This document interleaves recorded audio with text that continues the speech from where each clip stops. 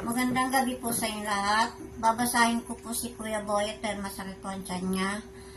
Ang babasahin ko po ngayon, number chapter 36, verse 1 to 3. Ang mga pangulo ng mga sambahayan, ng mga magulang, ng mga anak ni Galaad, na anak ni Macher, na anak ni Manasis, sa mga angkan ng mga anak ni Jose, ay nagsilyapit at nagsalita sa harap ni Moises at sa harap ng mga prinsipe, ng mga pangulo, sa mga sambahayan ng mga magulang ng mga anak na Israel. At sinabi nila, ang Panginoon ay nag-utos sa akin, Panginoon, na ibigay sa sapalaran ang lupain na pinakamana sa mga anak ni Israel.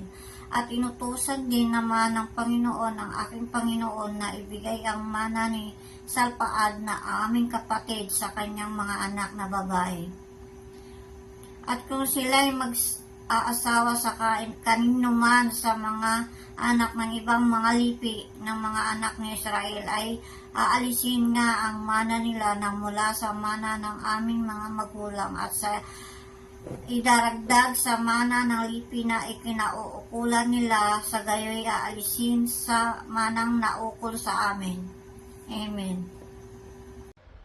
Magandang gabi po sa ating lahat at muli tayo po ay mag-share sa ating daily devotion sa Numbers chapter 36 verse 4 hanggang 6.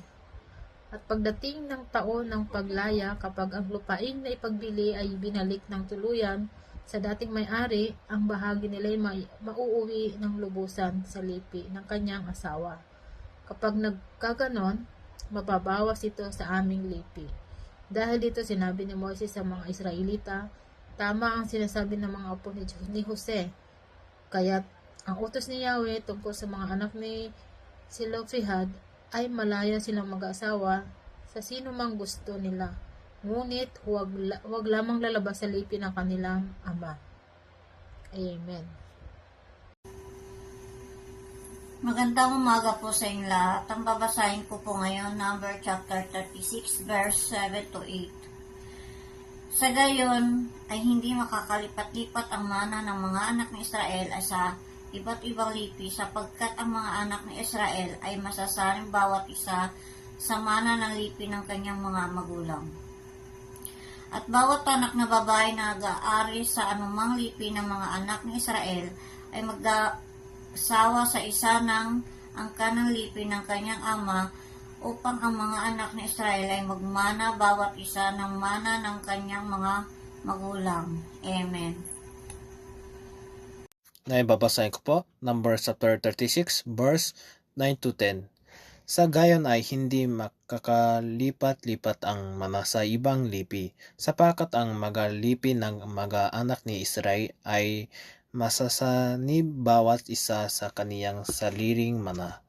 Kung paanong inutos ng Panginoon kay Moises, ay gayong ginawa ng mga anak na babae ni Sarpaad. Amen.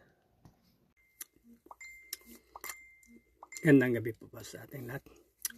I-share ko po ngayon ay makikita sa Bilang Kapitulo 36, versikulo 11 hanggang 13. Babasahin ko po ang nakasaad. Ang mga anak na babae ni Selofehad ay sina Mala, Tersa, Hugla, Melka at No. At ang kanilang mga napangasawa ay kanilang mapinsan sa ama, na mga lahi ni Manasin anak ni Jose. Kaya ang lupain ng kanilang namana ay nanatili sa sambahayan at ang angkan ng kanilang ama. Ganito ang mautos at tuntunin na ibinigay ng Panginoon sa mga Israelita sa pamamagitan ni Moises habang naroon sila sa kapatagan ng Moab sa tabi ng Jordan malapit sa Jericho. Yan lang po. Maraming salamat. God bless. Magandang gabi po. Ang babasahin ko po ngayon ay Numbers chapter 36 verses 1 to 3. The family heads of the clan of Gilead, son of Machir, the son of Manasseh, who were from the clans of descendants of Joseph, came and spoke before Moses and the leaders, the heads of Israelite families. They said, "When the Lord commanded my Lord to give the land as inheritance to Israelites, he ordered you to give the inheritance of our brother Zelophehad to his daughters. Now, suppose they marry men from other Israelite tribes, then their inheritance will be taken from our ancestral inheritance and added to that of the tribe they marry into.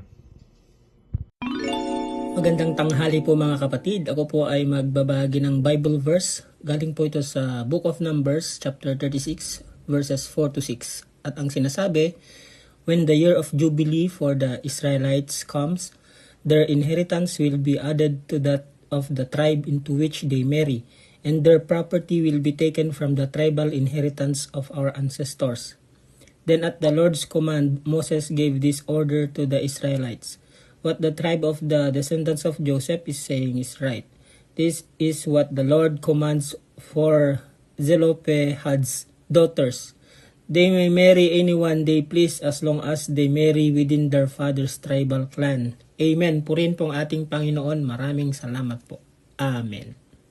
Magandang gabi po sa ating lahat at tayo po ay mag-share sa ating daily devotion sa Numbers chapter 36 verse 7 to 9. Ang bahagi ng alinmang lipi ay hindi maaaring ilipat sa ibang lipi.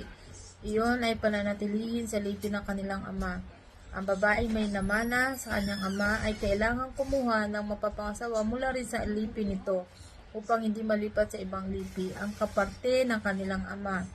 Ang kaparte ng alinmang lipi ay hindi maaaring ilipat sa ibang lipi. Pananatilihin ang bawat lipi ang kanilang kaparte. Amen. Magandang gabi po sa ating lahat at muli tayo po ay mag-share sa ating daily devotion sa chapter 36 verse 10 to 13. Sinunod nga ng mga anak ni Zelophehad ang utos ni Yahweh sa pamamagitan ni Moises. Sina Maala, Tirsa, Hogla, Milka at Noah ay nag-asawa nga ng mga lalaki mula sa angkan ng kanilang ama, nakabilang sa lipi ni Manases na anak ni Jose.